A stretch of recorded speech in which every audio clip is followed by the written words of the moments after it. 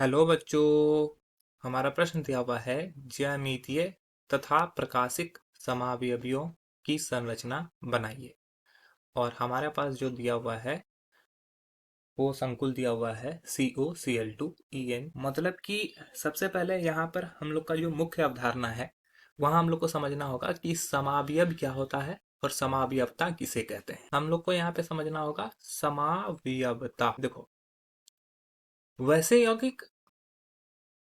यौगिक जिसकी अनुसूत्र समान हो, वैसे यौगिक जिसका अनुसूत्र समान हो लेकिन उपस्थित समूह भिन्न भिन्न तरीके से जुड़े उस पे, जिसका अनुसूत्र समान पर संरचना भिन्न हो, जिससे उसका गुण भी भिन्न हो, वैसे यौगिक क्या कहलाते हैं? वैसे यौगिक समावयव कहलाते हैं।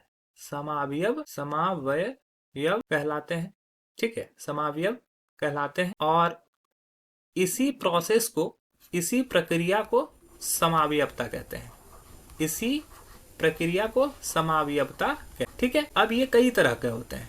ठीक है, संरचना के आधार पे हो सकता है, या फिर इस पे अलग अलग फंक्शनल ग्रुप भी जुड़े हो सकते हैं। ज्यामिति के आधार पर भी हो सकता है, ध्रुवन के आधार पर भी हो सकता है, स्थान के आधार पर भी हो सकता है। तो ये अलग अलग होता है। ठीक है, तो हम लोग को यहाँ पे क्या बोला गया है? ज्यामिति समवयवता, ज्यामिति। ठीक है, ज्यामिति तथा प्रकाशिक। तो ज्यामिति समवयवता किसको बोलते हैं? वैसा समवयवता जिसमें केंद्रीय एक धातु होता है। जैसे यहाँ पे केंद्रीय धातु अगर बात करें तो यहाँ पर है कोबाल्ट। केंद्रीय धातु होता है, उसके चारों ओर कुछ लिगेंड्स जुड़े होते हैं, और जिसका चारों ओर जो लिगेंड्स होता है वो अलग अलग जगह पर अलग अलग तरीके से अगर जुड़ा हुआ हो तो उस प्रकार में जो समावयवता उत्पन्न होगी वो ज्यामिति समावयवता होगा। अगर मान लो केंद्रीय धातु है, उसके चारों ओर दो समान लिगेंड अगर मान लो 90 डिग्री के उस पर जुड़ा हुआ हो तो उसको हम लोग बोलते हैं सिस समावयवी।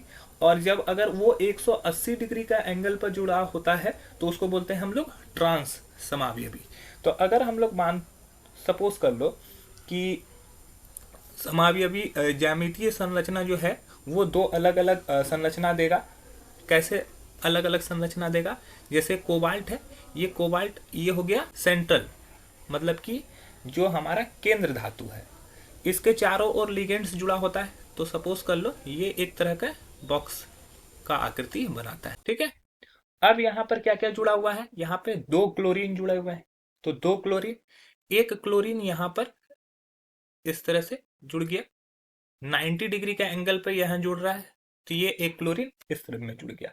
अब यहाँ पे दो EN है, तो एक EN इस तरफ से यहाँ से जुड़ जा रहा है प्रकार से, और एक EN यहाँ पर जुड़ जा रहा है, तो इस तरह से बन गया। तो इसको बोलते हैं सिस फॉर्म। ठीक है, और इसी का एक होता है ट्रांसफॉर्म। ट्रांसफॉर्म कैसे बोलते हैं? जब 180 डिग्री का एंगल यहाँ पर बना है।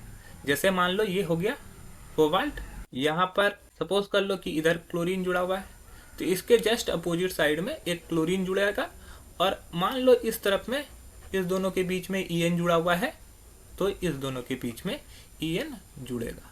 ठीक है, तो ये हो गया हमारा ट्रांस। ठीक है, क्योंकि इस दोनों के बीच का एंगल जो होगा वो 180 डिग्री तक का होगा। तो इस तरह से ये हो गया ज्यामिति समावयवता।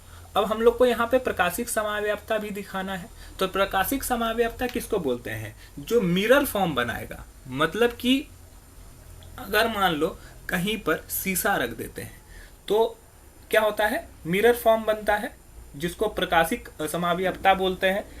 तो अगर इसको परिभाषित करें मिरर फॉर्म को, कि वैसे वह संकुल यौगिक जो एक दूसरे के दर्पण प्रतिबिंब होते हैं उन्हें एक दूसरे पर अध्यारोपित नहीं किया जा सकता, और इसका व्यवहार ध्रुवित प्रकाश के प्रति भिन्न होता है, और इसी वजह से ये ध्रुवन समावयवी कहलाते हैं, और यह घटना ध्रुवन समावयवता कहलाती है, और इसे ही प्रकाशिक समावयवता भी कहते हैं। ठीक है, तो इसका अगर सिस का अगर मान लो, अगर सिस फॉर्म का अगर हम लोग बनाया जाता है, तो सिस को अगर हम लोग अगर प्रकाश के फॉर्म में बनाएंगे तो वो किस प्रकार से बन सकता है ये हम देख सकते हैं। ये मान लो ये सिस फॉर्म है और इसी के पास क्या हो गया, अगर हम लोग मिरर रख दें तो यही सेम चीज बनेगा, लेकिन थोड़ा सा बदलाव यहाँ पर क्या आएगा, प्रतिबिंब रूप जब बनेगा तो प्रतिबिंब रूप बनने से ये जो क्लोरीन है इस तरफ में जो जुड़ा था वो इस तरफ में जुड़ेगा, ये क्लोरीन जो ऊपर था वो क्लोरीन ऊपर की तरफ ही रहेगा, ये ईएन इस तरफ में जुड़ेगा और ये ईएन जो होगा वो इस प्रकार से यहाँ पर जुड़ता हुआ दिखे। ठीक है, तो ये प्रतिबिंब रूप हो गया, इसी को बोलते हैं प्रकाशिक समावयवता।